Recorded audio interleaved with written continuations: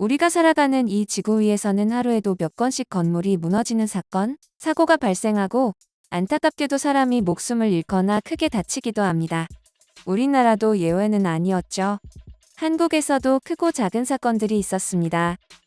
그 옛날의 삼풍백화점 붕괴 사고부터 최근의 서울 잠원동 붕괴 사고, 광주 나이트클럽 붕괴 사고, 광주 학동 건물 붕괴 사고까지 죄 없는 사람들이 목숨을 잃어 남은 사람들의 가슴을 아프게 하는 사건들이 종종 일어났었죠. 이런 가운데 이웃나라라는 일본에서는 그런 참사에 대해 함께 슬퍼하지는 못할 망정, 한국의 건설 기술이 참 낮다는 둥 비꼬며 자신들의 건설 기술이 우수하다고 추켜 세우는 추한 작태를 보였는데요. 그런데 잘 알고 보면 일본에는 부실공사가 판을 치고 심지어는 해외로부터 수주하여 진행한 사업도 대충 해서 사고를 일으킨 적도 있었습니다.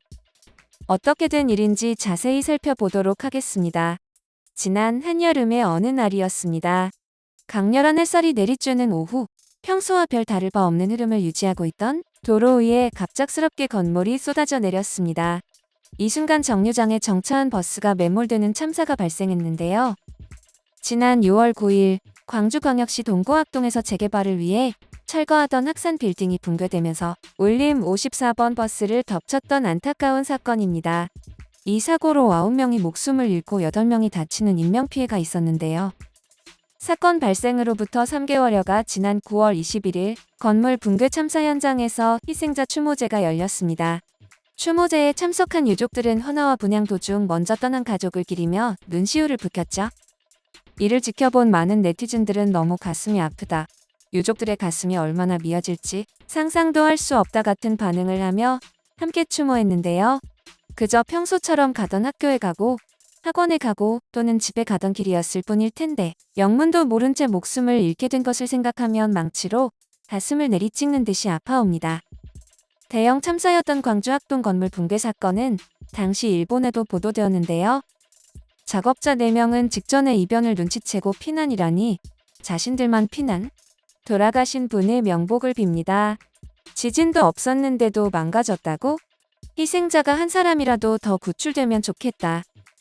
이렇듯 함께 화내주고 또 추모해주는 평범한 사람들도 있었지만 사람이 목숨을 잃었다고 하는데도 한국이라면 비꼬기에 혈안이 되어 모러를 잃은 듯이 금수만도 못한 댓글을 다는 네티즌들이 있었습니다. 약 25년 전에도 재벌 계열 백화점이 갑자기 무너진 사건이 있었죠. 그때는 한국도 아직 개도국인가 했는데 21세기가 되어서도 저거 일제기계네. 히타치 아니면 코마츠일까? 일본 제품 보이콧은 안 해? 순간 개발도상국의 뉴스인 줄 알았는데 옆집이었어요? 이런 실례. 한국이잖아. 전혀 불쌍하다고 생각 안 해. 오히려 반대. 일본의 자연재해나 인재사고가 일어나 많은 인명피해를 입었을 때마다 한국인들이 안타까워하며 도움의 손길을 내민 것은 머릿속에서 홀라당 지워버린 것 같은 반응들을 하는 일본인들이 참 많습니다.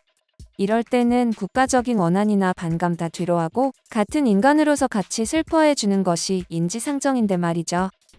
일본이 이런 추태를 보여준 것은 비단 광주 학동 건물 붕괴 사고 때뿐만이 아니었습니다. 2019년 7월에는 몇 주 간격으로 한국의 서울과 광주에서 건물이 붕괴되었는데요. 서울 잠원동에서 철거 작업 중이던 건물의 지지대가 파손되어 외벽 30여 톤가량이 공사구역 바깥쪽으로 쓰러지면서 차량 4대가 깔려 파손되어 1명이 목숨을 잃고 3명이 부상을 입는 사건이 있었습니다. 부상자 3명 중 1명은 목숨을 잃은 한 사람의 약혼자로 같은 차량에 동승하여 결혼 반지를 수령하러 가던 도중에 참사를 당한 것으로 밝혀져 더 큰 안타까움을 샀는데요. 그로부터 몇 주 후 광주에서 또 건물이 무너집니다.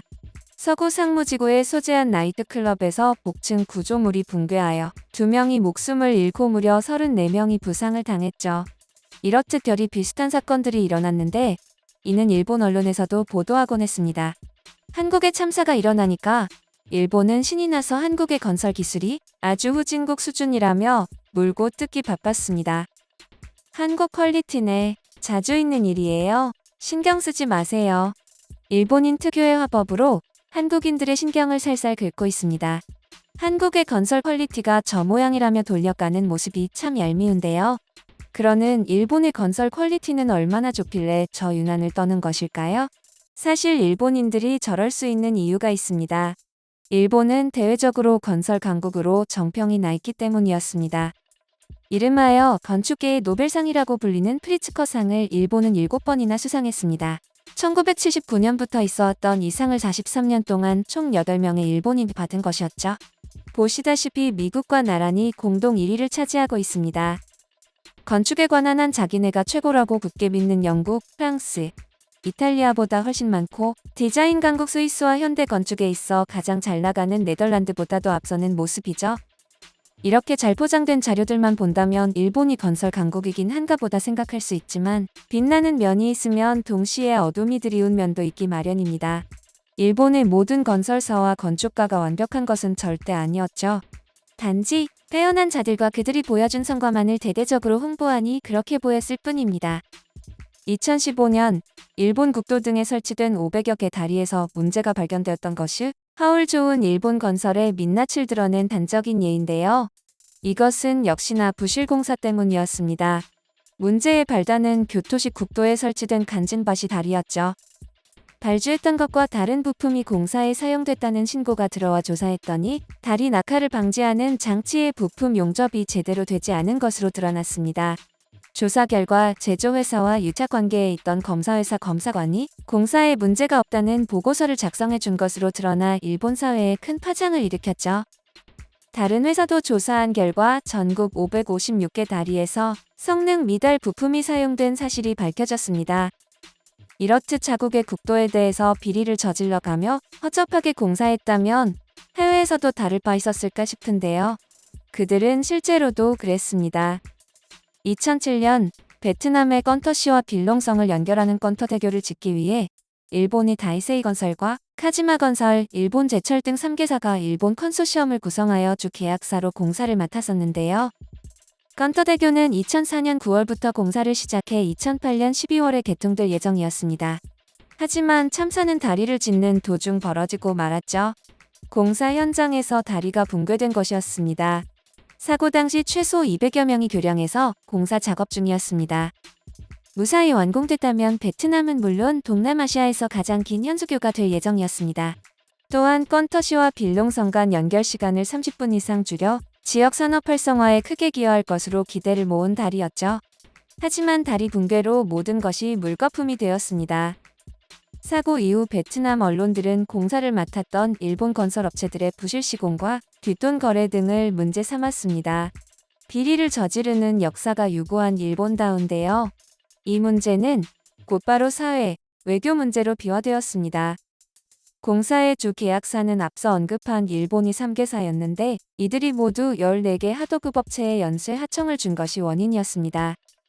그들에게서 하청을 받은 프랑스 VSL사가 조그마한 베트남 업체 2곳에 재하청을 주고 재하청 업체 2곳은 공사 비용을 줄이기 위해 기술자들을 제대로 고용하지 않고 심지어 건설과는 전혀 관련이 없는 농민들을 공사 현장에 투입하는 등 무책임의 악순환이 거듭되며 발생한 인재인 것입니다. 모든 것이 낱낱이 드러나자 결국 일본 컨소시엄은 베트남 국민들에게 공식적으로 사과할 수밖에 없었죠. 많은 사람들의 목숨을 빼앗고 다치게 했지만 정신을 못 차렸는지 연이어 사고를 치고 마는데요. 건터대교 사고가 있고 1년이 지난 뒤 베트남에서 일본이 만드는 지하터널에서 심한 균열이 발견되었습니다. 일본의 오바야시 그룹이 수주에 공사를 하고 있는 2TM 지하터널에 4개의 큰 균열이 있었던 것입니다. 1년 전에 그 참사가 되풀이되지 않도록 시 차원에서 나서서 긴급 조사에 나서고 문제를 근본적으로 해결할 방안을 촉구하는 등 백방으로 뛰었죠. 하지만 그런 수고에도 불구하고 2018년 마침내 2TM 터널이 붕괴되었습니다.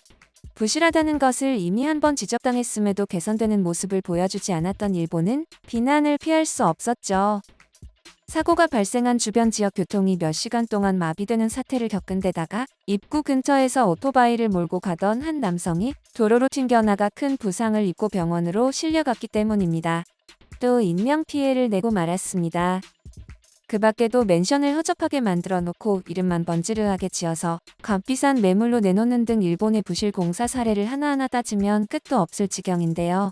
실상은 이 모양이면서 한국의 건축에 대해 퀄리티가 낮다거나 개도국인 줄 알았다거나 그들이 과연 그런 말을 해도 되는 처지인가 싶습니다. 물론 한국에서도 다시는 인재 사고가 일어나는 일이 없도록 건설 과정에 만전을 기해야 할 텐데요. 괴로운 난관을 겪으면 그를 반면교사로 삼아 더 높이 올라가는 한국인 만큼 더 튼튼하고 안전한 건물들만을 만들어 다시는 가슴 아픈 피해가 생기지 않기를 바랍니다.